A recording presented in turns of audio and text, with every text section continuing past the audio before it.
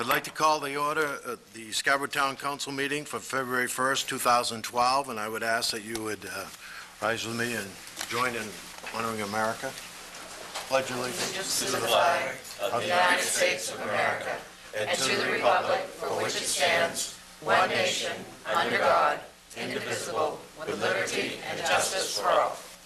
Roll call. Councilor Roy? Here. Councilor Holbrook? Here. Councilor Benedict? Here. Councilor Rancourt? Here. Council Chair Alquist? Here. First of all, I want to welcome the students here from Mr. Coffin's civics class. We have a group of students here tonight, and welcome. And here is your opportunity and everybody's opportunity from the public to give your public comments, anything that might be on your mind, anything you'd like to talk about. Now is the time to do it. We give everybody 5 minutes. So step right up to the podium and state your name and where you live. My name is Martin Tripp. I live at 26 Oceanwood Drive. Since I wasn't here the last meeting, I'm going to address the meeting with the goals session since I listened to that quite intently. The town's going $2 million in debt. At this moment, that's what I heard. And at the meeting, they said that the most significant way of improving that would be cuts in staff at the school or at the town hall, which was the way they thought would be the easiest to get some money out of it. At the same time, and within a couple of minutes, people were saying, we don't want to do that. If you know the problem, you've addressed the problem, and you know the way out of the problem, why are you afraid to address the problem? These are serious issues that have to be addressed. All right, SEDCO, in that same session, it was said it was needed updating, and it wasn't very productive. What are we paying for if there needs updating and it's not productive? This is what you said in the meeting. I don't get it. You say one thing and you say the solution, and then you just walk away from it. And I don't know what you're doing there. Well, there are too many committees. You were going to form a committee to figure out how to eliminate committees. We won't go there. The historic district came up as one of those things that you might look at as a good idea. You set a historic district, you're not going to set one house, you're going to set 5 houses or 5 businesses you like. And in the course of 10 years, you're going to have 15 houses that are historically districted. And down in Kennebunk, my wife tells me, there was a guy who wanted to cut a dryer vent in his house, and it cost him thousands of dollars and months of effort to cut a dryer vent because his house was in the sea captain's lane, and he couldn't cut the outside of his house to put a dryer vent in. You gotta watch this. This is a slow way of torturing people. You might not get them all this year, but every house that you put on that list is gonna be torture for the people that own it or the business owner that's gonna have to deal with the regulations. Another thing on SEDCO. That building's a piece of junk. If you've ever walked into it, the floors creak and everything like that. If you want to improve the neighborhood, if you want to have a building or a structure there that's worthwhile, there's plenty of room on that lot there. Build a 4-story high-rise, a rental, sell the place, and let private property go and do the job. And then maybe you could rent to some of our firemen or whatever, or provide a reasonable alternative to a $290,000 house in this town. Oh, another one. You're talking about the schools, and I'm reading in the paper the next day, they're going to have a student evaluation section to see how the tests are going, everything like that. This is going to cost you money. You're going to have a special person there. There's no doubt in my mind. I see it coming just as easy as possible. There's no doubt in my mind, and they'll call it something like a student achievement statistician, And you're going to pay these people $100,000 a year to keep track of what, when I went to school, the teacher did by giving an A or a B or a C or a D. You have 1 minute left, excuse me. I got 1 minute left. I don't have much more on this one. I got Okay. more later. Okay, good. In fact, I wish, do you sell copies of that meeting? Because I thought it was great theater. Yeah, You know what the problems are. I wish you'd address them instead of batting them around all over the place. Thank you. Thank you. Next person, anybody else would like to? Mr. Green?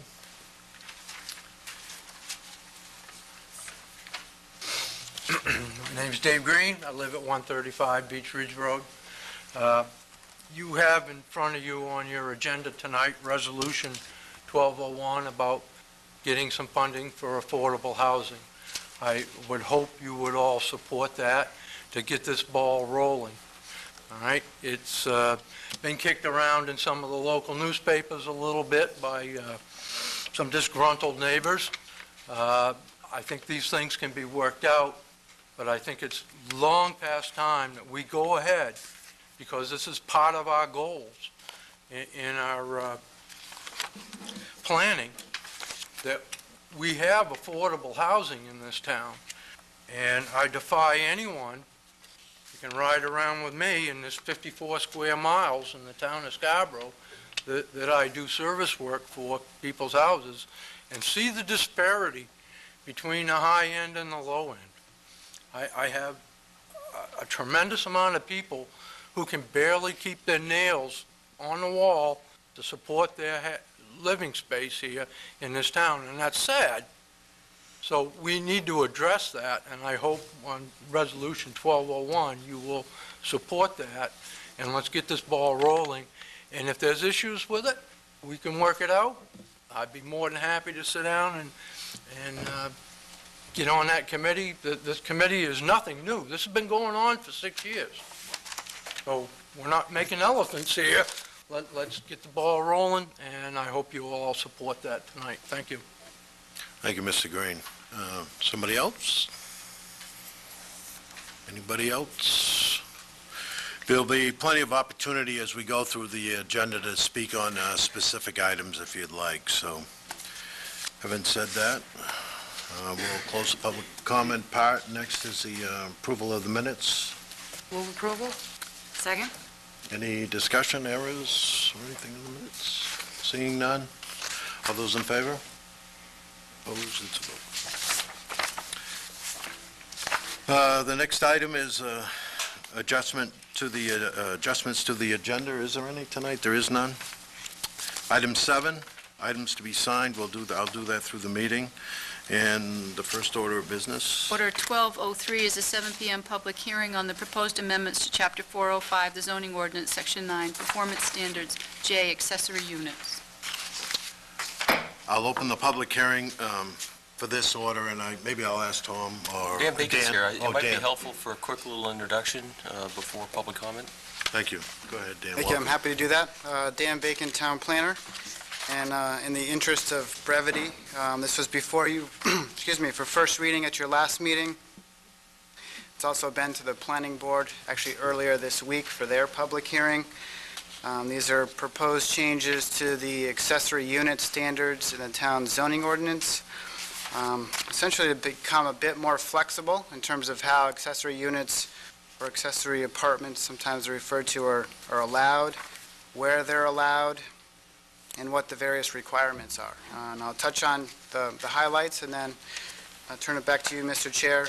One is a change in the review process. Right now, these accessory units require Board of Appeals approval through a special exception process.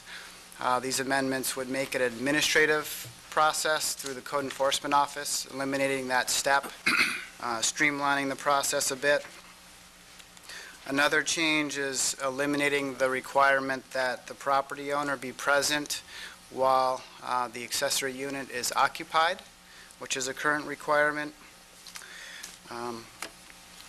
Another change, and part of the impetus for this, is to actually increase, in some cases, the living space allowable. in accessory units to have a bit of a sliding scale as it relates to the size of the single-family house. So the larger the single-family house, the larger the accessory unit can be. The proposal also changes the minimum lot size requirement, or actually it removes a minimum lot size requirement. Right now, 15,000 square feet in terms of lot size is required for an accessory unit. There's interest in our denser neighborhoods, smaller neighborhoods to have these units, so that's proposed to be eliminated so that there isn't the minimum lot size requirement. Historically, outside stairways haven't been allowed for accessory units, but that's prevented some folks from being able to put them in, say, above their garage. So we've modified that language to allow outside stairways to access accessory units so long as they don't face the street, so they're not on the front of homes and buildings. And lastly, one of the other principal changes for detached structures for an accessory unit right now, 50% of the space in the detached structure, like a garage or barn or cottage, needs to be dedicated to the single-family house. That's caused some issues for folks that want to put a new unit in, overbuilding of the detached structure. So that requirement's been eliminated. So those are the principal changes. Like I said, the planning board had their public hearing Monday evening. Their primary question or point raised in that process was regarding the outside stairways. They had some concern on corner lots, ensuring that the outside stairway, if someone's going to put one in, isn't on the face of the house. Because in the case of corner lots, the language says that to the extent practical, it shouldn't be on the front of the house. So staff's certainly willing, if the council would like, before second reading, to kind of fine-tune that language. So with that, I'll turn it back to you, Mr. Chair. Thank you. And this is a public hearing. Is there anybody from the public who would like to speak on this matter? Yeah, go ahead. Step right up, give your name and your address, if you would, please. 3 minutes. Good evening. My name's Larry Mead. I'm resident at 6 Saratoga Lane. And generally, I'm in favor of loosening up the rules on accessory housing. I think that's a good way to give owners more flexibility in terms of their properties, and I think also it can even marginally provide some additional affordable housing stock for people in this town. I think that's all good. There's one piece that I have a little concern about, and that is the piece of now allowing the primary owner not necessarily to be in the home and creating the accessory apartment. And I really think that there's some potential for abuse there, in the sense that, particularly in communities on the coast that are attractive for investors or people looking for some supplementary income, to purchase homes and turn them into seasonal renting units or even monthly renting units or those kinds of things. I find that there's a potential there for individuals to decide to buy a home with really no intention necessarily of even living in that home, and having one unit as the primary unit and then having an accessory unit, and thereby getting 2 units out of it, potentially having some good rental income, particularly in the summer months. So that's a concern that I know has been present in some of the York County coastal communities, and I would just wanted to bring it to your attention, and maybe you could think about it a little bit. Thank you. Thank you. Anybody else would like to speak on this? Go ahead.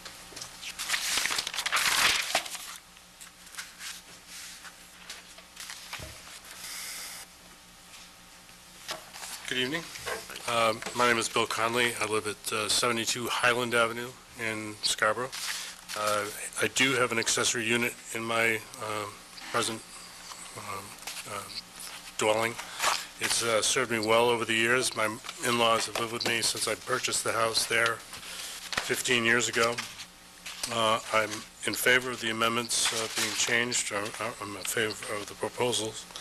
I think that as long as it's a family member It's probably would avoid any rental issues outside of the family. I also am in favor of the accessory unit being able to have complete housekeeping facilities so that the occupied persons or persons living can live independently from the persons occupied in the single-family dwelling. And that's it. Thanks. Thank you.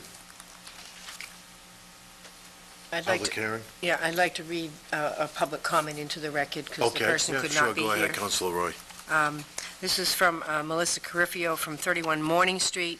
Dear councilors, I am writing about the proposed changes to the zoning ordinance regarding accessory units. After studying the proposed changes and communicating with myself, I would respectfully encourage you to table the vote on this until the changes have been further evaluated. I understand and support the spirit of the ordinance to make it easier for families in these difficult economic times. However, I would encourage a more thorough evaluation of the changes as they relate to the more densely settled areas of town, especially the beaches. According to Mr. Bacon, accessory units could be created which would be used for weekly rentals. Further, as I understand it, both the accessory unit and the primary residence could be rented weekly. I believe that the proposed changes need to be further evaluated to determine if an unintended consequence of loosening of the restrictions surrounding accessory units would be to create more rental units in the dense beach neighborhoods. Should the council determine that creating more rental units in the densely settled beach areas is not desirable, there is language that could be introduced into the ordinance that could support accessory units without allowing for weekly rentals. For example, the units could be allowed to be rented if they turn over no more than twice a year. Because this matter does not appear to be time sensitive, I encourage you to further evaluate this ordinance to be sure that the well-intentioned changes do not have unintended consequences for beach neighborhoods. Thank you, Councilor Roy. That's read into the record. Yep, thank you. Does anybody else from the public like to speak on this matter? Hearing none, I'll close the public hearing, and that will be scheduled on our next agenda, right? I'd like to offer a motion to, Hold on just a minute. Councilor Benedict. I had a question for the town planner. Thank you. Sure. I know that in most towns, this prevails. I am unsure whether it prevails in Scarborough. Is there not a percentage of building use on a footprint of a property that cannot be exceeded square foot wise? Yes, in all of our zones, there's a maximum lot coverage that we, or a maximum building coverage, and particularly in residential zones, the maximum building coverage would apply here where, depends on the zone, but your house and garage, all the buildings on a lot can't be over, say, 20% or 30% of the total lot area, if that's what you're wondering about. Well, I am getting at that, basically because you had discussed that instead of the 15,000 square foot land area necessary, that there was going to be no minimum. And I want to make sure that there is not a contradiction in verbiage if you read it as no minimum and then come up with, but you can't exceed 20%. If that is put down as a cold, hard fact on its own accord, then we are negating the 20% or whatever the percentage is. You understand what I'm saying? I do.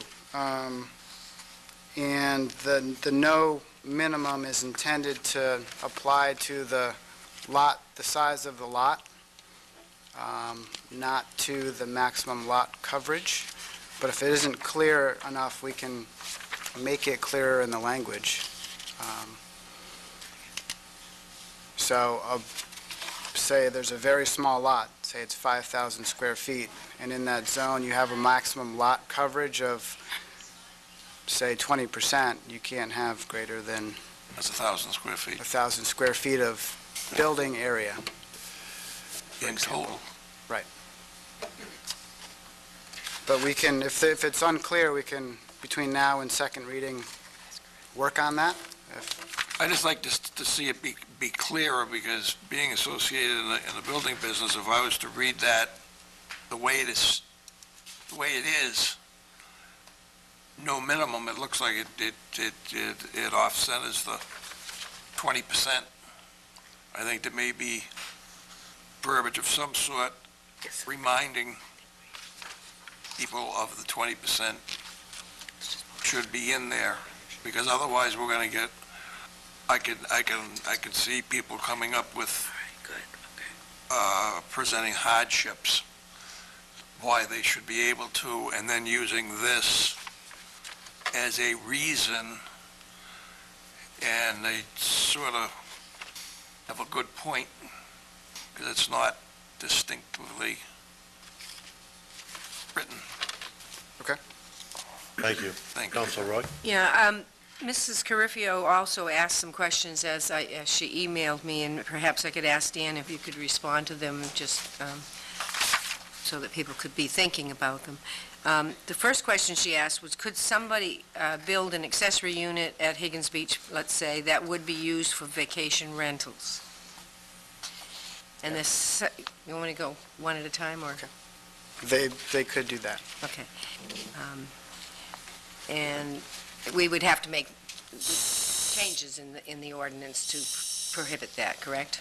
We would. Yeah, okay. Currently, it doesn't talk about limiting weekly or vacation rentals for accessory units. I noted in the copy we got tonight, in Section A, you added, for the purpose of season, this means 3 consecutive calendar months during which the owner is in residence for a minimum of 28 days.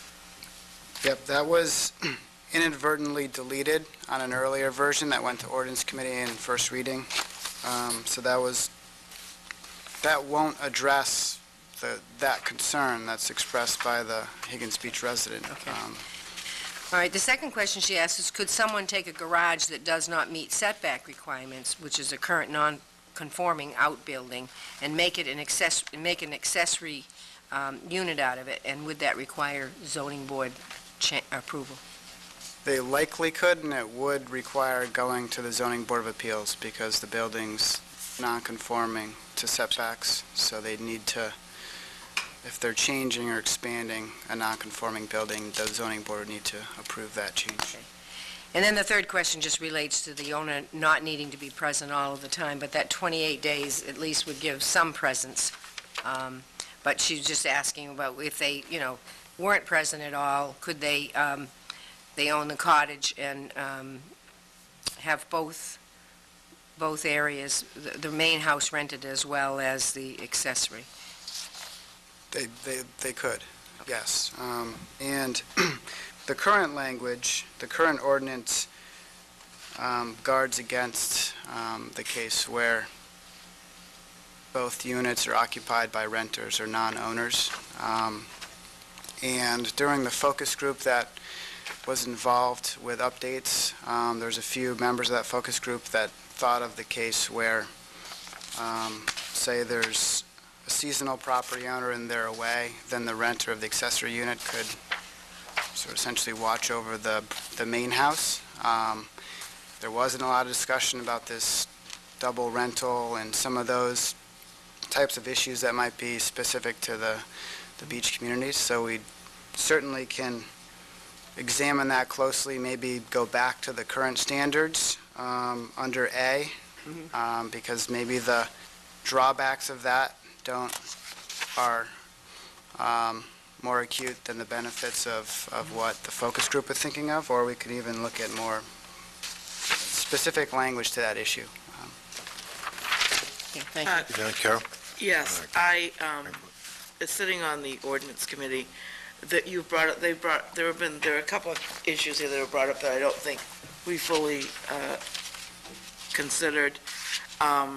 We tried to look at as many different options as possible, and, for example, a person who has a house, mom and dad move into the accessory apartment, but the young people and I mean relatively young, maybe they're 60 and mom and dad are in their 80s, but the young people go to Florida for 3 or 6 months.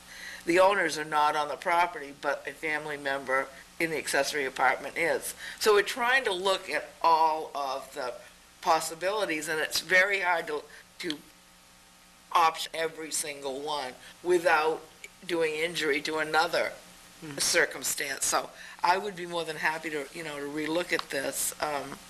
We are going to have a special ordinance committee meeting on the 13th, prior to our next council meeting, so we could do that and come with some possible amendments for you Okay. at that meeting. I had discussed it with Dan today via email, and there wouldn't be any problem, he thought, with moving it, the second reading out to the first meeting in March, which would give more time then, once you discuss it, for the staff to put something together that might address some of those things that really, you didn't think of. I think either way, Yeah. if we can do it. Yeah. And we have some for you on the 15th, we'll be happy to do that. If not, we can push I'm it ahead. prepared to make an amendment that we move the second reading to the first week in the first meeting in March. I will do that at whenever. We can just do that as a agenda adjustment, can't we? I mean, Yeah, I think we don't need a motion for that. We're happy to do that. It may be easiest just to leave it on your agenda. If you don't feel comfortable, you can certainly table it at your next meeting. Okay. Do a date certain. All right. Yeah, I don't think we need, May The have sort of motion. things you're talking about, we've anticipated and we'll have language prepared for the ordinance committee, so that could be introduced as an amendment quite easily at the meeting. Because I think, it affects the Higgins Beach area, but it also affects the Pine Point area, and those are very dense communities, and so it's something that we really need to look at. And I think there are some other provisions that, perhaps maybe looking at limiting the occupants to 2. How are we going to monitor that? or not. Well, it's the same argument we had at ordinance, but how do you define who's a relative? Yeah. And how do you monitor who's a relative? I might call Uncle Pete, but he's not related to me at all. So, I mean, there's always going to be those kind of issues, too. Thank you, Dan. Next order? Order 1204 is a 7 p.m. public hearing and second reading on the proposed amendments to Chapter 1401, the Town of Scarborough Coastal Waters and Harbors Ordinance, to include language regarding the new pier and a charge for the Coastal Waters and Harbor Committee. And with that, I'll open the public hearing, and Tom, do you want to? Just very quickly, by way of introduction, there is an existing coastal waters and harbors ordinance that deals with all things related to waterfront activities, from mooring fees to anchorage areas and the like. With the addition of the new Pine Point Pier earlier this spring, it became apparent that we really ought to make sure that that pier infrastructure is recognized in this ordinance. It really seems to fit well. So this amendment does that as the first step by recognizing the existence of the pier. It also suggests that there will be some sort of permit process yet to be defined, and some rules and regulations about the operations of that pier. And really, in response to how to flush that out, we further proposed the creation of a Coastal Harbors and Water Advisory Committee that would be tasked with and responsible for looking at the entirety of the ordinance, not just the pier. But I would expect, as a first matter of business, they would be dealing with those issues. And certainly there's some examples from up and down the coast that we can look to, other towns that operate similar facilities. And Dave Corbeau, the harbor master, has had really years of communications with most of the commercial fishermen, so this is not a new concept, and I would certainly look for their involvement through this process. So this amendment, again, just recognizes the existence of the pier and creates this committee. And this is a public hearing. Is there anybody from the public who would like to speak on this issue? State your name and your address, please. Martin Tripp, 26 Oceanwood. I can't encourage you enough to have the people that use the pier pay for the services. As a taxpayer, I don't see any reason. We built the pier, but you've made a facility that makes it easier. You've created a tool, a working environment that improves their situation. At least let them cover the cost. They don't have to cover maybe the whole bill, but at least cover their yearly cost and maybe a little extra. I'm not saying, but there's no way that they should be allowed to just take from the public taxpayer just gratis. That's all I got to say on that one. Thank you, Mr. Tripp. Anybody else like to speak on this issue? Last chance, seeing none, I'll close the public hearing. Do we have a motion? Mr. Chairman, move approval of order number 1204. Second? Discussion on this? I think you've already heard pretty much from Marine Officer Corbeau, and actually, last evening at our ordinance committee meeting, we did some work on the administrative code and have already found a home for this new committee. And we think that, the fees and the actual usage rules of the pier will be developed and monitored by this group, as well as ourselves, and that this is a good way to go. Councilor Yeah. Roy? That was going to be my only comment, is that they've already discussed fees in answer to Mr. Tripp, that they've already discussed fees, annual fees for all the people using it, and so that will be forthcoming from the meeting. Thank you. Anybody else? I guess I'd encourage people to put their name in for the committee, too. Right. For me, I think this is a good idea. It certainly encompasses everything that Mr. Tripp talked about. We're going to look at it committee. Hopefully, we'll have people volunteer to be on this committee. It'll be pretty active, I would think, and it's going to do work that needs to be done. So I think it's all good. So with that, all those in favor? Opposed?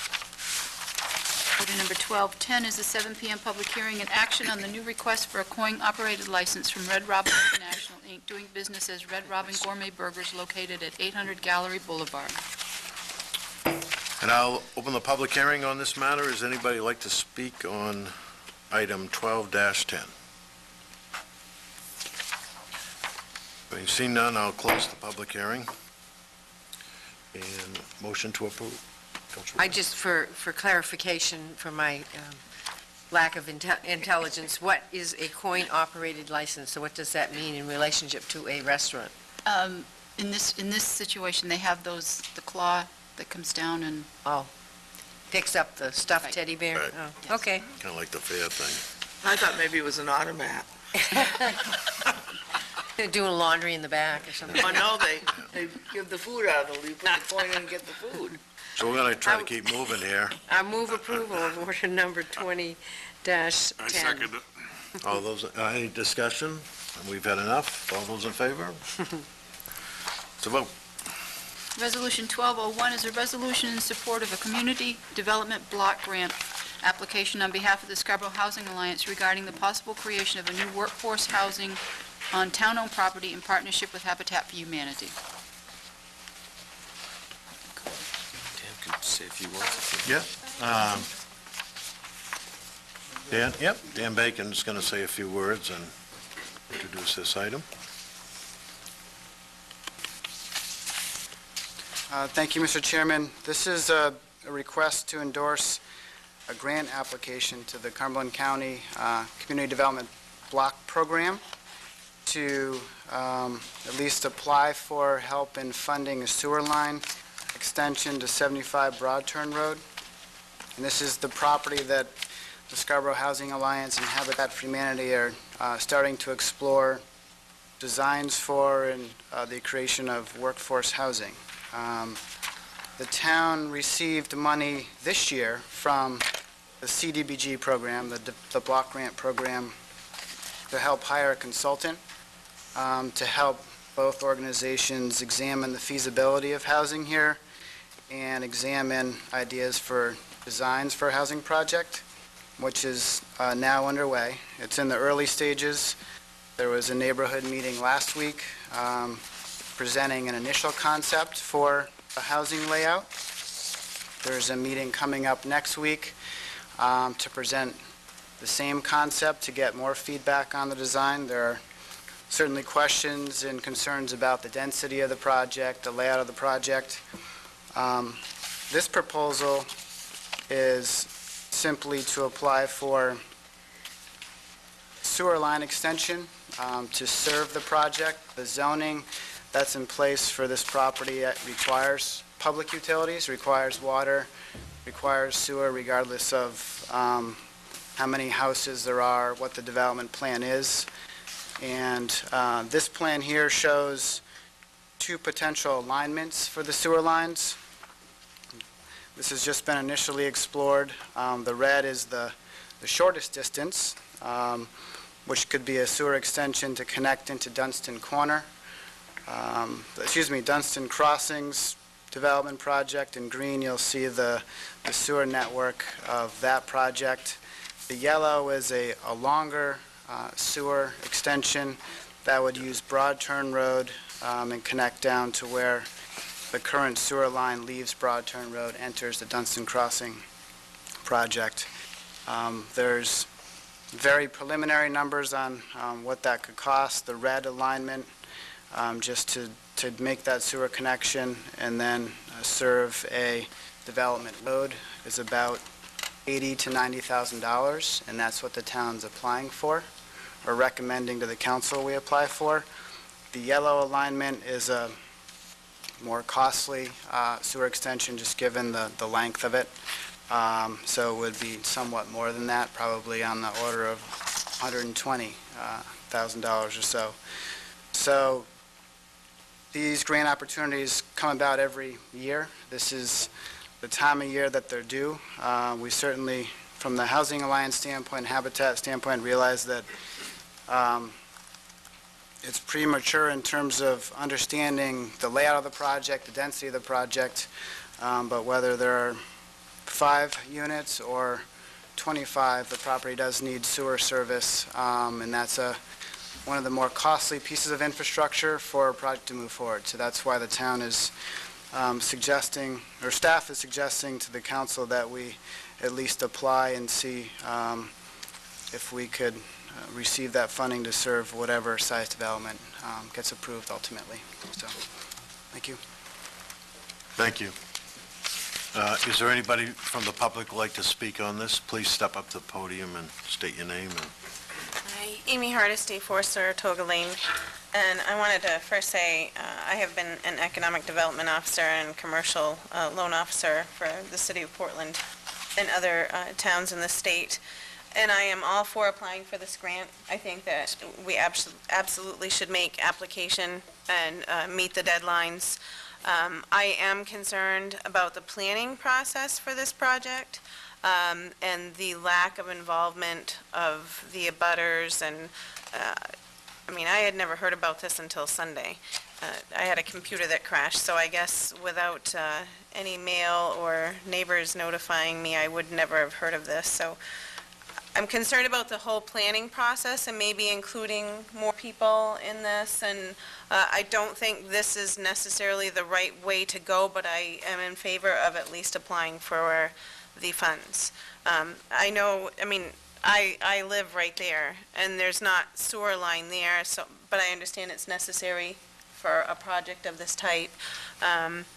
So I think we go ahead with the application, but I am in no way endorsing 17 units on a piece of land that is that size. So I just want that to be heard. I believe you all received a letter, and hopefully the housing committee that is in charge of this received it as well. And I think there are other concerns to be taken into consideration, and I wanted the public to know that. But as far as applying for the grant, I'm good with that, so. Thank you. And I'm sorry, I'm going to run because I'm late to pick up a teenage daughter, and you don't want teenage daughters on their own. No. Thank you.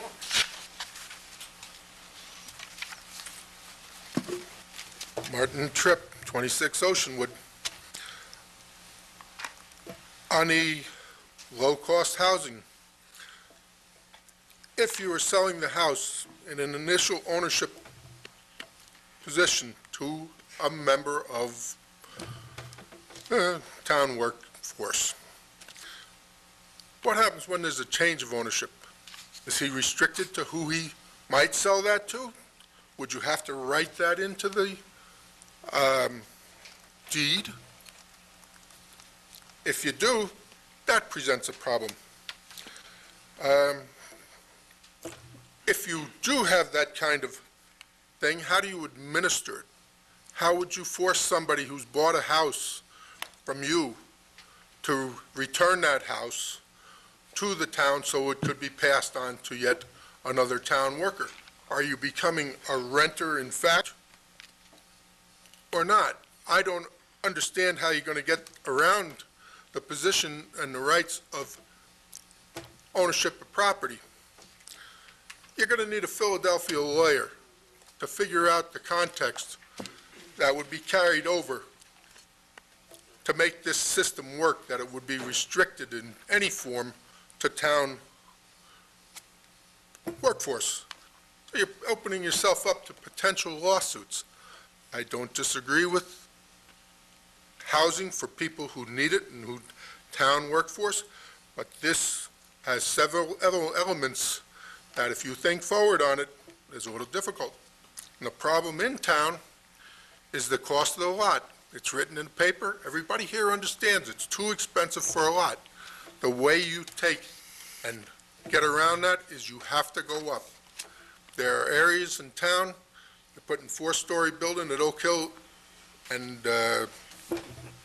Black Point, you can put another four-story apartment house. I'm telling you, somebody in this town would be willing to live in a one- or two-bedroom apartment that was decently situated, and the workforce would be quite happy to get into it. It could possibly be done outside of the town. Let somebody build a four-story. I know you wouldn't go for 6, you wouldn't go for 8. There's a whole strip of empty building lots on Route 1. And if you built up on those building lots, the bus stations and the rest of it that you talked about, you would have a population density that would accommodate your buses. But right now, by building on an 1.5-acre lot or an acre lot, you're too spread out to be efficient in anything. That's my thought. Thank you. Next. Evening again. Larry Mead, 6 Saratoga Lane. I'm not going to address the issues related to the merits of the proposal that the Housing Alliance has started work on. I think you're going to have plenty of time, I know, as a council to address the issues of a project when it comes forward, and I respect that. I do want to talk about the application, and I originally had intended to come here and not necessarily to ask you to hold off on the application, but just to give the neighbors assurances that applying for that application is not going to, number one, obligate the town to actually move forward with the project that has been proposed. And secondly, when money's in hand, sometimes it gives a greater urgency to move ahead on a project, even if the time isn't necessarily right to do that, or even if the project that's been proposed isn't necessarily quite right yet. And I'm very concerned about that, about whether the money gets awarded to the town and then there's more impetus, more reasons to move ahead with what has been, not necessarily the exact project that's been proposed, but whatever would be coming out of the process. But when the planner, Dan Bacon, was talking, it struck me, first of all, shame on me, I've been living there for 5 years now, but I didn't realize that the zoning had changed, not only on the 75 Broad Turn, but on my own property, and so I'm somewhat negligent about not understanding that or knowing that. Because originally, when I learned about this last week, I thought a great thing to do from the perspective looking at what was proposed would be to meet the needs for affordable housing by reducing the number of houses that's being proposed, because I do think, and the neighbors, the abutters do think, it's far too many on that lot, given the proximity to our neighborhood. But also because the cost of infrastructure is part of the problem that's driving the need for more units. You got to cover the costs of the infrastructure. And so I thought, well, gee, why don't we reduce the number of units, make them a little bit bigger, and have people have septic systems, which would lower the cost for the homeowner.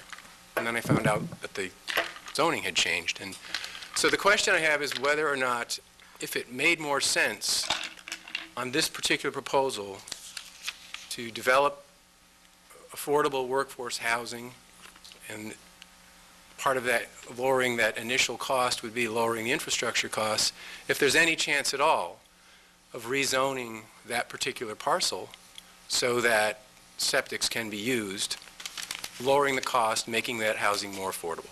Don't know if that's a possibility. I know it's a possibility, don't know if it's a probability or not, but it's something that I thought was worth considering. So I would ask you to think about that. The second thing is, this application process will roll around again next year. Is there really such an urgency to get the project right that it has to go forward now? Or can the project be worked on in the intervening months by the Housing Committee, and I hope with a lot of neighborhood input? And then, as that has been developed, and this opportunity comes again next year, apply for it. I think my understanding is, and maybe if I'm wrong, Tom or Dan, that you have to expend the monies within 12 months of the award in order to use them. I think it's 12 to 18. 12 to 18. That'd be nice to understand it. If it's 12, that kind of, again, moves things along a little bit, perhaps, that in a way that maybe they shouldn't. So please consider those concerns that we have as neighbors, and I'm speaking on behalf of the four abutters, immediate abutters to the project, which is 2 Saratoga, 4 Saratoga, 6 Saratoga, and 71 Broad Turn, Mr. Bowser over here. Thank you. Thank you. Anybody else would like to speak? Yep. Mr. Green? Dave Green, I live at 135 Beech Ridge Road.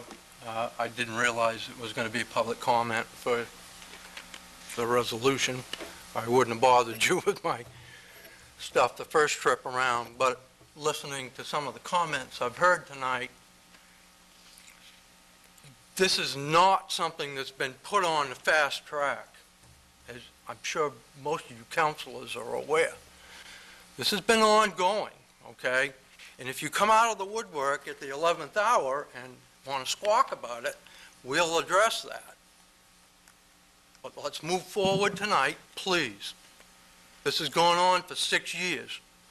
You've got a chance to get your funding. Get the funding. We'll straighten out some of the details later with disgruntled abutters. Thank you. Thank you, Mr. Green. Anybody else would like to speak on this issue? State your name, please, and your address. Denise Clavette, the other half of 6 Saratoga Lane. Couple of things, just to clear the record. We are not disgruntled abutters.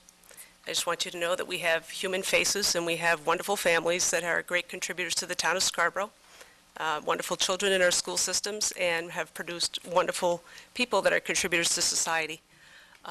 We're here this evening basically to talk about the CDBG program application. I have a great familiarity with the program. I do help administer that in my professional life.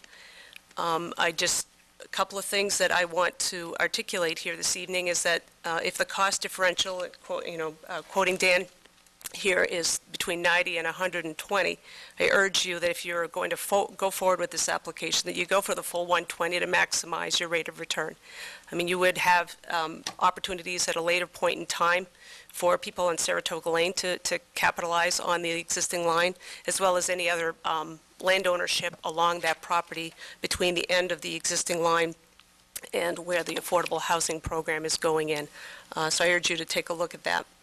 And lastly, I do want to articulate, and media is great at sensationalizing comments without being part, everybody here being a participant in the dialogue that we had, healthy dialogue at the public meeting, if I might say. But I do want to articulate that we're wanting to work with the folks, and we know that this process about working with affordable housing in Scarborough, and I have lived here since 2001, do know firsthand it's extremely costly to live in Scarborough. I have children that are in the workforce and could not afford to be able to buy a property, so I fully understand what that's all about. That being said, in all of my public processes over the 25-plus years in public service work. Stakeholders are all invited around the table when a project is moving forward. And I think that I don't want people to miss the mark, and that's what we would have liked to have had from the beginning, was to have just been called and told that this process was beginning in earnest, and what were our thoughts. And that's all I'm here to say. Thank you. Thank you. Anybody else would like to speak? Going once. Anybody? If not, I'll entertain a motion to accept this resolution. Councilor Holbrook? Move approval? Second. Discussion? Councilor Holbrook? I just kind of would like to start with, I wholeheartedly support the grant application process. As you know, this is a very small window of opportunity to apply for this, and it's vastly closing. And although we do apply for it, it certainly doesn't mean we get it. And it also could mean very easily, if we don't get it, we're trying to apply again next year. No matter what, this is an important piece in the segment. No matter whether it's 5 houses, 10 houses, no houses, the septic lines, sewer lines need to get to this site. So again, whatever the outcome of this project, and again, I can't stress, it is very much ground floor on the project with just conceptual designs. This piece is still important, no matter what we wind up with, no matter what we go forward with. And again, that I will wholeheartedly support the grant application. Thank you. Councilor Roy? Yeah, I too will fully support it. I think, Scarborough has looked at affordable housing. I can remember being on the Housing Alliance Committee when we had the old town hall. And so it's been a work in progress for many, many years, and there's been a lot of folks that have been against it. I think our process is good now, and I think those that are abutters that live near, whatever happens with this, will be fully involved all along the process. And I think Mr. Bacon, as the town planner, when we've looked at any kind of zone change or any of these projects that affect other landowners, we've really strove harder and harder as we've gone along to get everybody involved, and that's going to be a very, very important part. I think certainly the CDBG grants, they may be there again next year, but given the state of government right now, on a state level and a federal level, maybe the CDBG grants won't be there next year. So, I'd be fully support, applying for it and hoping that we get it at this point in time, and how and when we move forward on anything further, is yet to be determined, so I think it's appropriate. And I think, the council all does understand that just because we say yes to the grant tonight does not mean that we will totally move forward on the project. It's still a work in progress, so. Thank you. Tom, you had a comment? Yeah, I was just going to suggest, perhaps to the point of assurances, it's difficult to give assurances on a project that is still in its infancy, that we can't really define. But perhaps a good intermediate step, which would allow staff to make application and at least preserve the option, would be that it come back and the council accept it, if in fact we receive it. I suspect in that interim period, there'll be full dialogue and discussion with the stakeholders, and we'll know a lot more what we're talking about, and the council can make an informed decision whether you'll accept the grant. So it's one thing to apply for it, but it's most important whether you accept it. So I would just offer that up. Staff is certainly willing to bring it back to you when we hear back on how that application has been received. I guess I'd identify, one other area where we did put affordable housing many, many years ago, and it's known, and Ron and Carol and I know about it, and maybe you do. It's called Sin City, when we used to have the Portland Drive-In. And that was an affordable housing project. They were small homes, no garages, fairly dense population. And certainly those homes were affordable only the first time around. And it's difficult to write things into the mix, but I think learning process, probably there are ways in which those things can be more assured in this day and age.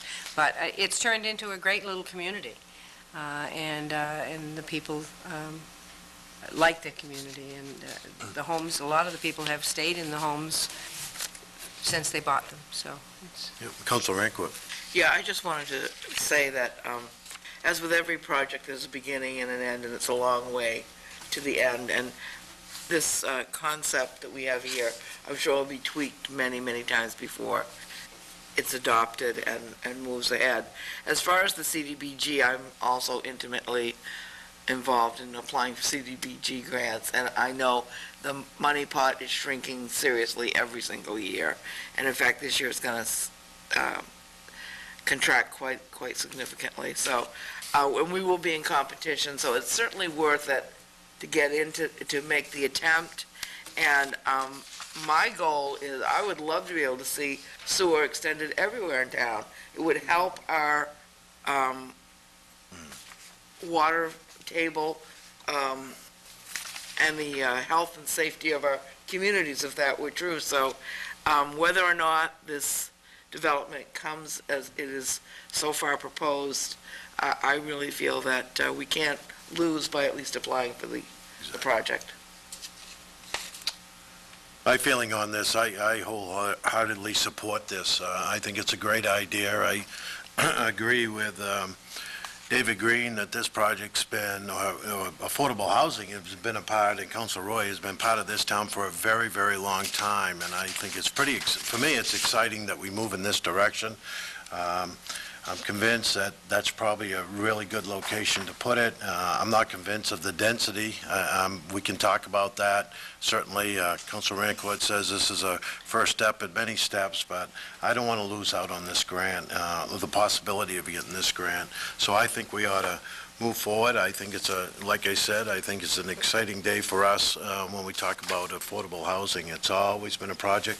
I want to thank Councilor Holbrook for being right intimately involved in this issue. She just doesn't let up. She goes to all the meetings, and this is one of her so-called pet projects, and I appreciate the efforts that you put into this. So with that, all those in favor of accepting this resolution? Opposed? It's a vote. Under new business, Order 12-11 is act on the request to accept the following streets pursuant to Title 23 of the Maine Revised Statutes, subsection 3025, and the requirements of Section 4 of the Scarborough Street Acceptance Ordinance. Portions of Enterprise Drive and Technology Way, which are located in the Enterprise Business Park Subdivision Phases 1 and 2, and to authorize the town manager to execute an agreement concerning the maintenance of light poles. Do you have a brief? Frankly, I think the introduction covers it all. I'm pleased to answer questions. It's a fairly routine action. Jim Wendell, town engineer, is here, and he's been with this project cradle to grave, I guess. So he can tell you a lot more about it than I can, for sure, but we're pleased to answer questions. Okay. Let's have a motion to accept. Move approval of Order 1211. Second. Any discussion? If not, all those in favor? It's a vote. Thank you. Go home, Jim. Order 12-12 is act on the request to accept a strip of 50 foot of land 50 foot wide by approximately 175 feet long, and authorize the town manager to execute any and all documents related to this item. And I'll turn it over to the town manager. Yes, this is certainly related to the prior action.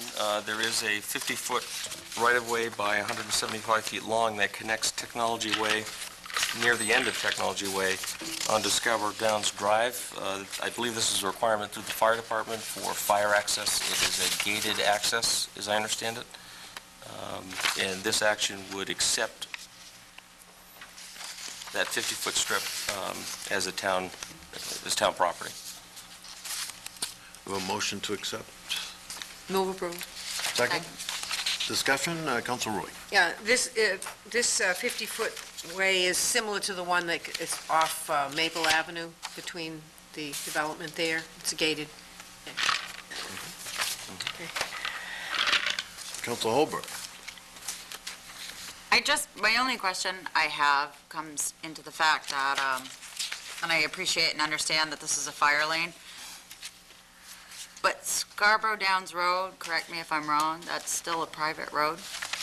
Right. Yes, it is. Yep. So have they given permission to the town to use that as an access? Jim's gonna come right up and tell us.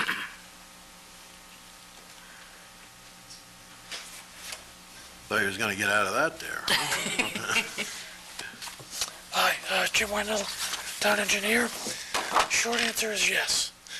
When the town's requirement occurred for that emergency access, part of the amendment, subdivision amendment, it was required, and an easement was acquired between the town's property owners and Commercial Place LLC for that purpose, strictly that purpose.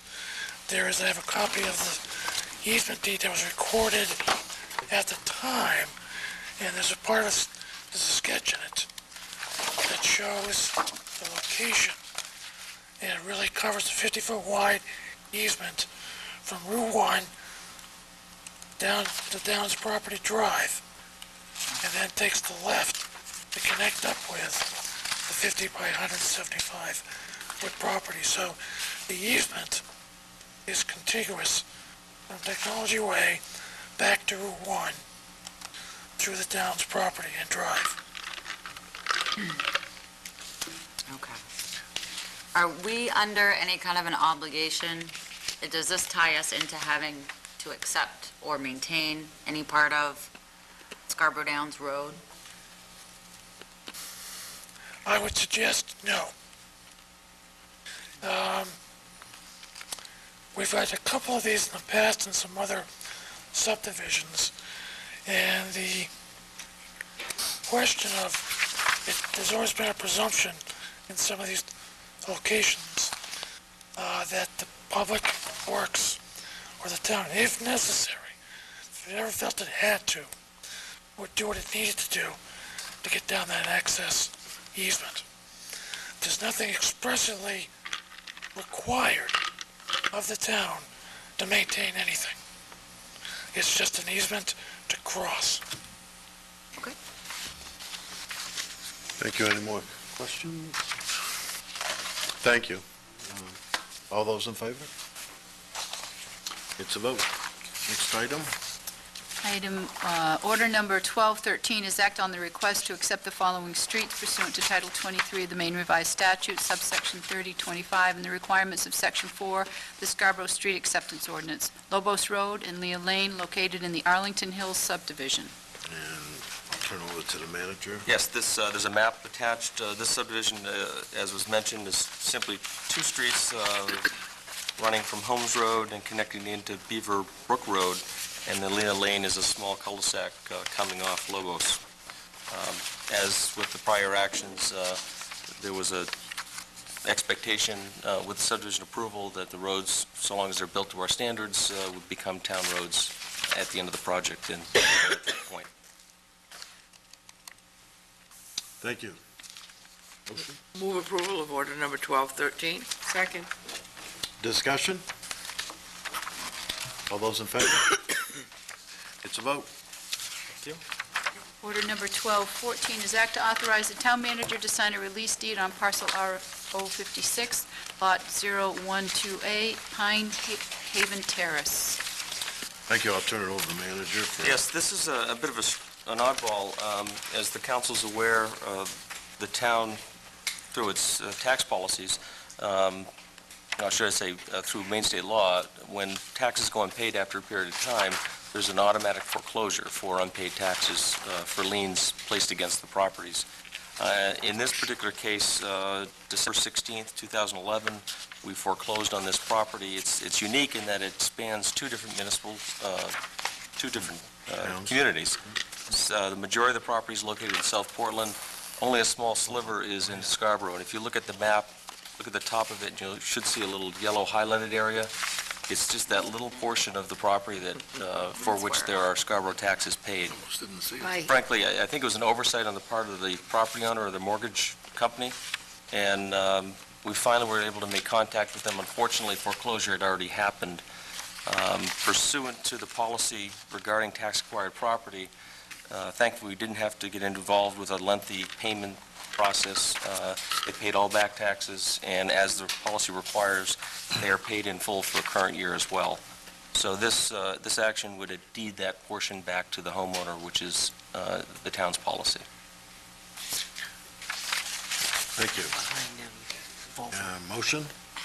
Volvo is here. Make a motion, we accept this. Second. All those in, discussion? All those in favor? Thank you. Next item? Order 12-15 is act to approve the resolve to accept donations for the fuel assistance program. Councilor Sullivan's not here. Would you read that, please? Councilor Yeah, Wright, I'll would read you? it. Resolve accepting donations for fuel assistance program, be it hereby resolved by the town council as follows, that the town of Scarborough gratefully accepts the pledges and donations from the following businesses and/or persons that have been collected to date to be used for the fuel assistance program: Mr. and Mrs. Ronald Alquist, Mr. and Mrs. Gary Quintiliani, and Mr. and Mrs. Jeffrey Ertman. And be it further resolved that each business, organization, and/or person be recognized for their generous donations as a token of the town's appreciation. Sponsored by the town council. And that's in the form of a motion. Second? Any discussion? Just that, we still need more donations. We I do. think at the last meeting, we had around, between Project Grace and us, around 37,000, and our goal is 50,000. So So if we could step it up a little and... Yeah. we would $1 appreciate that. or $5 Whatever you or have. whatever dollars that you can afford, but certainly, I encountered an elder citizen this morning. I do blood pressure clinics, and she didn't qualify for prop, and, had to have oil, and it was $500, and she, had meds to buy too, and so there are folks out there, and Project Grace knows about those folks, and they take care of, providing those funds to those that need it. So any donations gratefully appreciated. Motion? Oh, you did, Yep. we had a Yep. motion. All those in favor? Opposed? It's accepted. Order 12-16 is act on the council liaison appointments as recommended by the council chair. Yeah, just as a way of introduction, Councilor DeAndrea requests to be removed from a couple of advisory committee and the Eastern Trail Alliance that I appointed, and everybody endorsed that. She wasn't here at that meeting. She's not here at this meeting. So what I did was I submitted a couple names to take her place on those committees. On the ADA Advisory Committee, I volunteered to do that, and Councilor Sullivan said he'd be happy to be the liaison person with the Eastern Trail. So, Move approval. Second. any comments? All those in favor? It's a vote. Act on the request to approve the names posted to the various committees and boards at the January 18th town council meeting as recommended by the appointments committee. And I'll turn it over to Councilor Holbrook, who is chairperson of the Appointments Committee. This would just be to appoint J. Anton Bodor as a full voting member to the Senior Advisory Board and the Energy Committee, and also to appoint Sarah Wiley as a full voting member to the Housing Alliance. Sincerely thank you for your interest and your time in serving our community.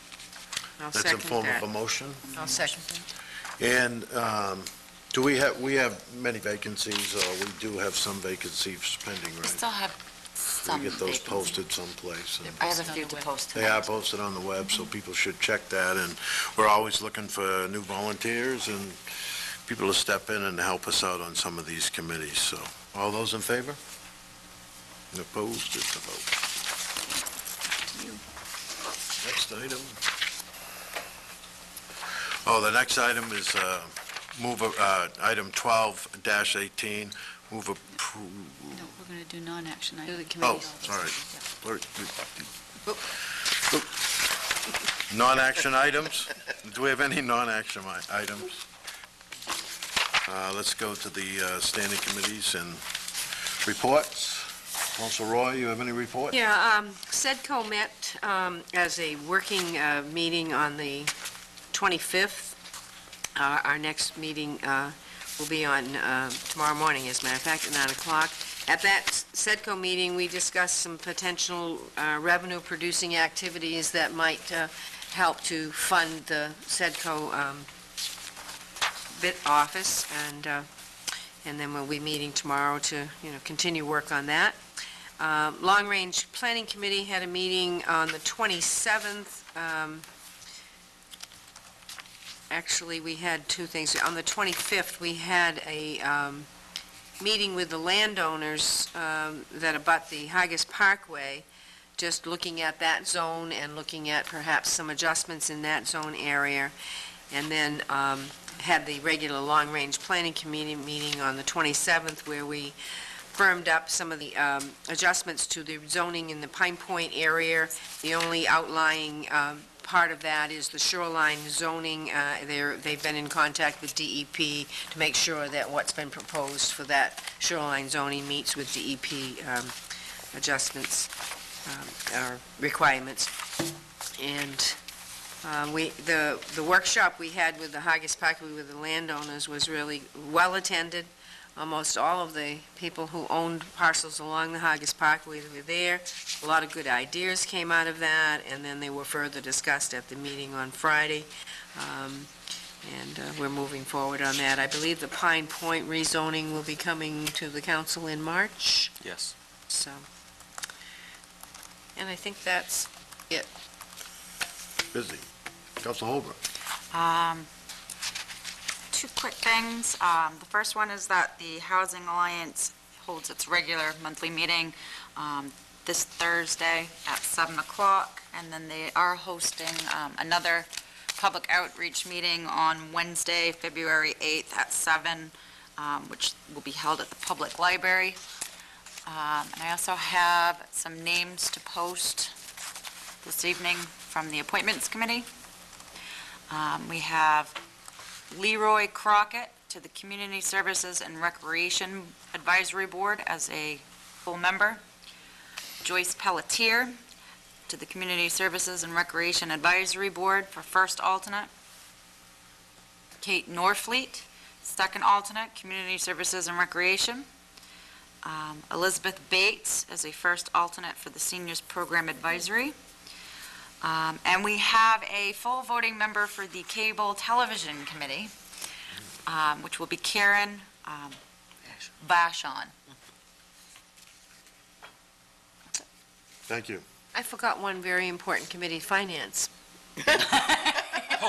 How could I forget Finance? You got on a roll on that senior citizen thing. At the last Finance Committee meeting, we continued to discuss, well, we didn't get to the debt policy, but we looked at the overall financial situation, and I don't know what else, I can't remember what else we talked about. Communications, dispatch? Oh, yes, talked about EMS rates, and then dispatch, and what Enhanced 911. what the cost was with dispatch, and, where we can go with that process. On the 14th, the members of the committee will be attending an MMA workshop on budgeting in local government. Hopefully, we can get some great ideas and find some loose money, but I doubt it. And then we will have our regular Finance Committee meeting on the 21st. We have set our agenda for the Finance Committee meetings where we do get the input from each of the departments, and that will begin on March 27th. They start at 8 o'clock in the morning, and they will be for the next, for five weeks. I think is it 5 or 4? 4 weeks. 4 weeks. So March 27th, and then each Tuesday thereafter for the next 3. And the committees, the departments have been identified who will be there at each day. So, and that's available, it should be available online. Yes, I'll make sure all members of council It's on receive the it. web calendar. Yep, okay, thanks. Thank you, Council Benedict. I have nothing to say. Council Raincourt. Yes, the ordinance committee met yesterday. We'll be forwarding some amendments to the fireworks ordinance, and actually creating a new fireworks ordinance for, what's that level, Tom? Consumer? Consumer fireworks, and with some amendments to the noise ordinance and to the creating or changing the name of our original fireworks ordinance to display fireworks ordinance. So those will be at your next meeting. We almost completed work on the administrative code, and we'll be completing that at our February 13th meeting, which is a Monday, an unusual day. And there will be a regular ordinance committee meeting on February 28th. So there will be 2 meetings in February. I also, in my role as liaison to the school department, met with the superintendent, had quite an excellent discussion with him, and shared with him some of the things we spoke about at our workshop, in particular about cost sharing and working together to try to keep costs down. He discussed with me an endeavor that the school department is working with the Sebago Compact Alliance, to try to work also on trying to have buying power with multiple schools. And once they've completed that, he indicated that he would be most willing to look at sharing with using our, I'm having word recall tonight. This is just great, isn't it? Want me to be your puppet and you just tell me the words? Yeah, you got Tom there. He's doing good. Purchasing agent. So that, I thought that was a good step, and that was one of the things we had talked about in our workshop. I will be meeting with him on a regular basis, trying to keep up with what's going on and report it to you. I also attended my first library meeting, and am glad to say that Ronnie has agreed to have a meeting with the library at the February 15th meeting at 6 o'clock. They are doing their strategic planning for the future, and are working on focus groups, and would like to use us as a focus group to get our perspective on where the library should go in the future. It was a nice introduction, and I will keep you appraised of what's going on there as well. Thank you. For me, the committees that I met with was, as Councilor Roy talked about, the Finance Committee. We talked about dispatch, which I found was pretty interesting, very interesting, with the enhanced 911 coming along and seemed to be expanding. But our dispatch services and what we need in this town, and what we want to keep, and the services we want to give to our citizens. I thought that was interesting, and I think there's going to be more, as we're in a tight budget year, there'll be more discussion, and certainly in that area. The other one, I had an Eco Maine Board of Directors meeting since the last meeting, and that was interesting, and certainly Eco Maine is kind of a bright spot, or a bright story, and how they do business. And I think Tom's going to mention it, but we had a workshop the other night, and for those that couldn't attend, there's going to be, there's booklets, I think they're made available tonight for you. Yeah, I got mine. Good. And I would hope that you'd take a little bit of time and look at that, because there's some good things happening with that. So, with that, Town Manager's report? Yes, if you could just pass these out. I'm pleased to announce this afternoon at about 3 o'clock, the town was notified that the Black Point Resource Management Group and Sprague Corporation have withdrawn their proposal for the so-called Black Point Park. I say pleased only in that this has been all-consuming for staff, and has been a source of great frustration and concern for a lot of residents. So I'm pleased in that. I think a lot of folks are relieved with this. I've just distributed a letter from Seth Sprague, the president of the Sprague Corporation, just advising of that decision. I just want to take a brief moment to talk about the Habitat Project. This is something I've been working on during my entire tenure here.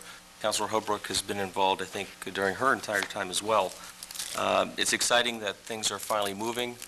I think that's a bit frightening to some of those that live close to the project, and we need to respect that. And I've been giving them my personal assurances that we'll do what we have to and what we can to include them in the conversation, to make sure we understand their concerns. And I think I know there's a genuine effort to try to accommodate and meet those concerns so long as they're reasonable. So that's a process that I'm sure Councilor Holbrook will be fully involved with over the next couple weeks and months. On the fuel assistance program, I want to just provide a little detail. There's been a total of 37 deliveries as of the end of last week. That's 26 distinct and different homes. There were 11 homes where there were multiple deliveries, 2 deliveries. So clearly there's a need in the community, and we're doing our best to meet that. As was mentioned, we still have adequate resources, but those are running short, and there's still a fair amount of heating requirement, I think, required for the rest of the season. On the Wentworth project, myself and staff continue to be involved on the site development and review part of the process. We're very pleased to have been invited into that, and I think we're providing some very good input. It's my understanding the sketch plan on the proposed school was presented to the planning board earlier this week. There have been comments generated from the planning board members, which I think the design team will take back with them.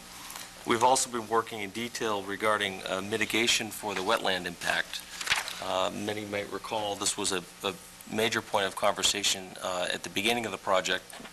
There is certainly going to be wetland impact, and we, I believe, have identified a town property, some of the backland at Wiley Field at the end of Tenney Lane. There's a recreation area, active recreation area, but there's a lot of backland. In fact, it's the land that there's cottontail habitat provided for. This council did that last fall. So we're hopeful to be able to offer up a trade-off, if you will, so there's no compensation paid for the impact of wetland. And as we know more about those details, I'll certainly bring those to council. And lastly, on Wentworth, Ruth, myself, and Bob Mitchell from the school board are working on the financing for the project. It appears as though it's most attractive for the town to actually sell bonds for the entire $39 million as soon as this spring, to really take advantage of the low interest rates.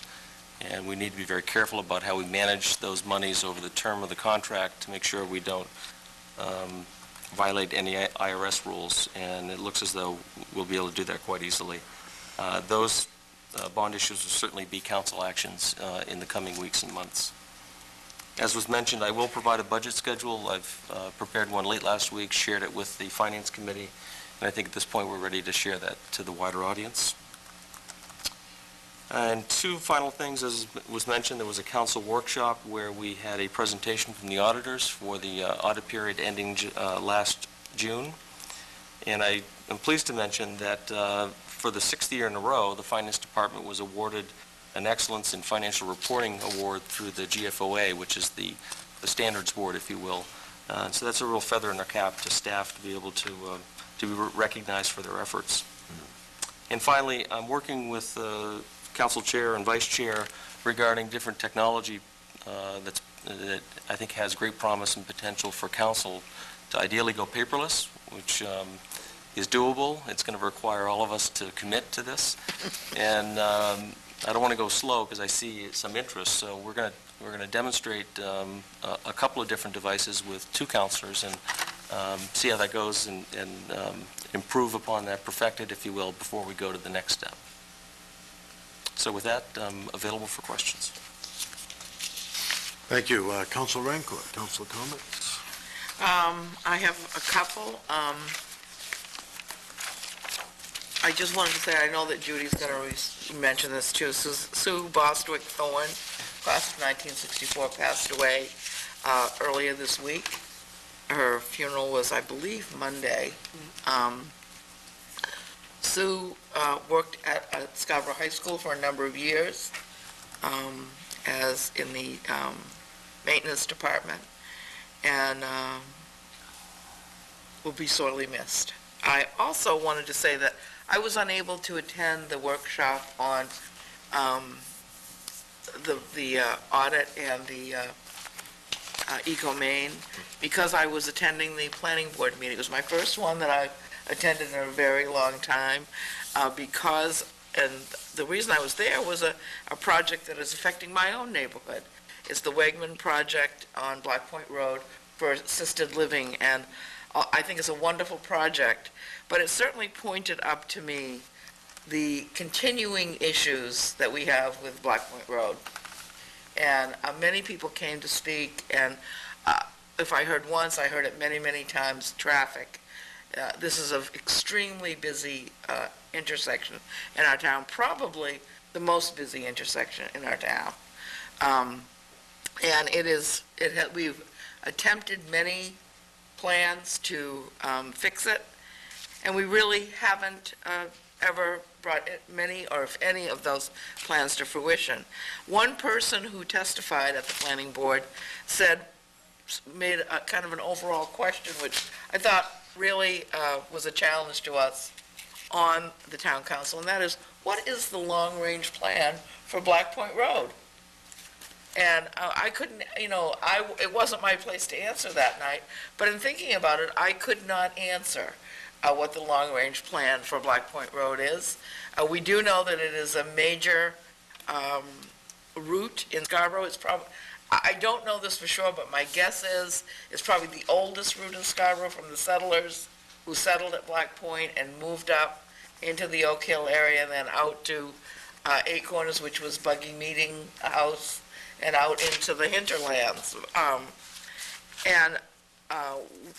We've had more and more housing, more and more development, and the road really hasn't widened or changed or had amenities and probably, well, at least certainly not in my lifetime. I think the biggest amenity Black Point Road had was to get sewerage, and that filled in the ditches, get onto the sewer system. So I think it's a challenge for us. I welcome this new business, but I also recognize this, for everything that happens, it's going to be a challenge to the existing roadways that we have. And I know that Eastern Village is fast coming online. That's going to add to it. There's even talk about a store being put in right on at the corner of Eastern Road and Black Point Road, which will certainly attract traffic. So we really do need to take that bull by the horns and really have a plan, similar to what we've done at Payne Road, at Dunstan intersection, and Higas and Route 1 intersection. I think the time has come to really tackle Black Point Road and Route 1 intersection. And with that, I'll close for the evening. Thank you. Council Roy? Yes, and I wanted to offer my condolences out to the family of Suzanne Boswick Thorne. Her sisters were Joe and Shirley, went to Scarborough. Suzanne graduated in 1964 from Scarborough High School.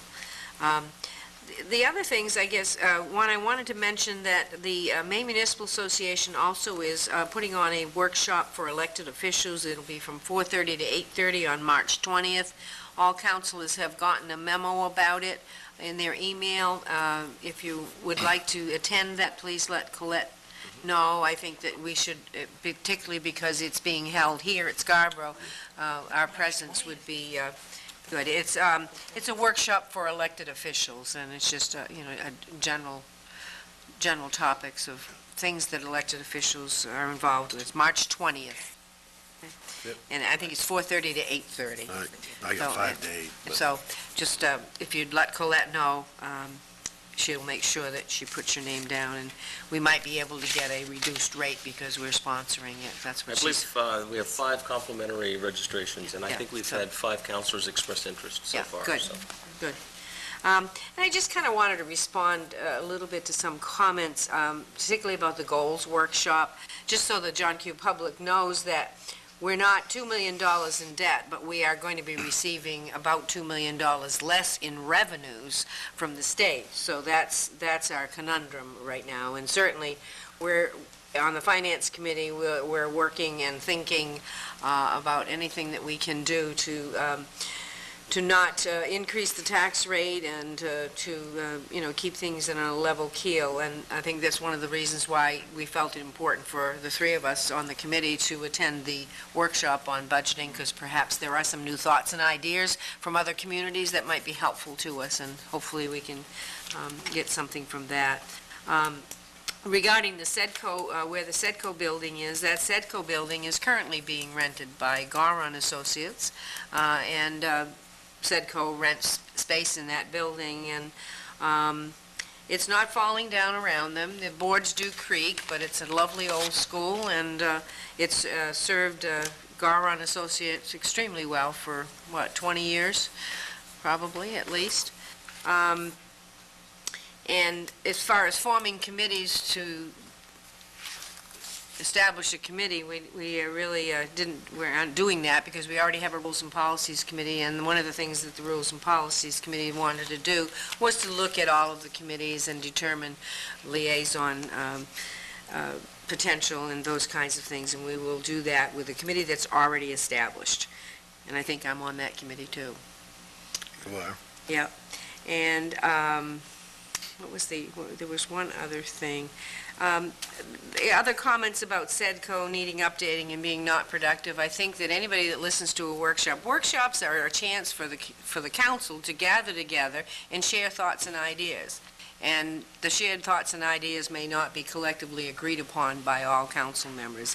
And the comments that may have been made on those two items that were mentioned were one person's comment, and maybe not the feelings of all of the council. So I ask people to listen, and certainly I enjoy the comments, but I like to respond to some of them, because they really don't truly represent the hard work that we do all the time.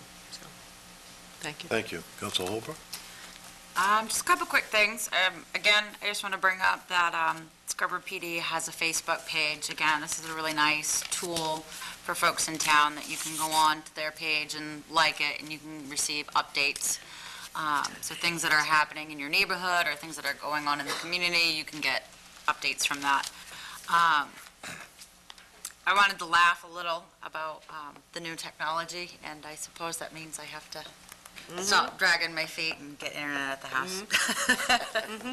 Like I have to do Facebook. Like Yeah, I don't want to, but I guess I do. The one other thing I just wanted to touch base, because I was actually asked recently, there was an article about some upset in South Portland about insurance for counselors and how much people are paid, and I was asked about our compensation, and I thought that was important to maybe pass along.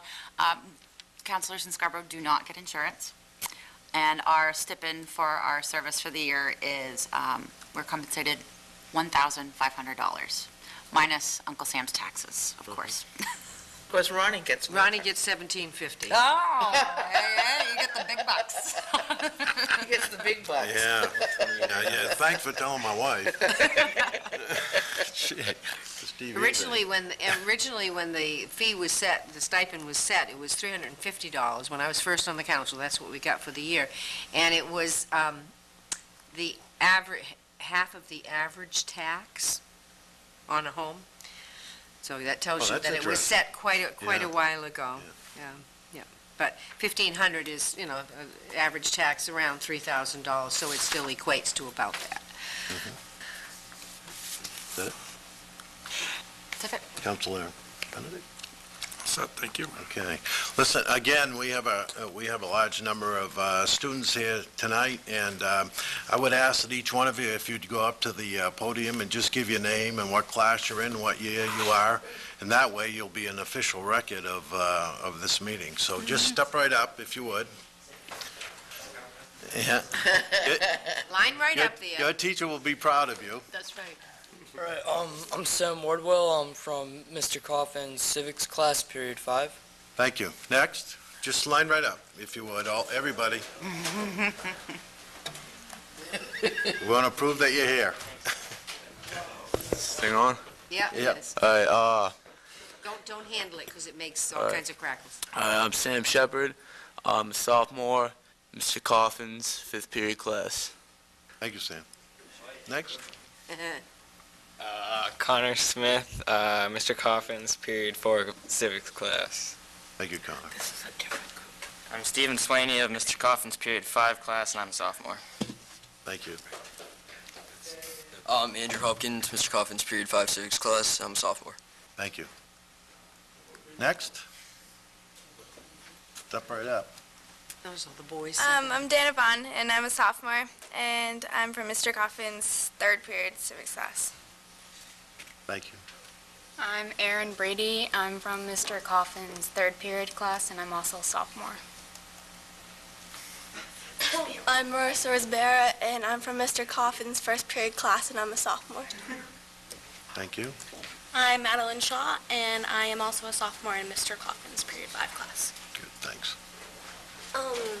My name is Beatrice Brower, and I am a sophomore in Mr. Coffin's period 2 class.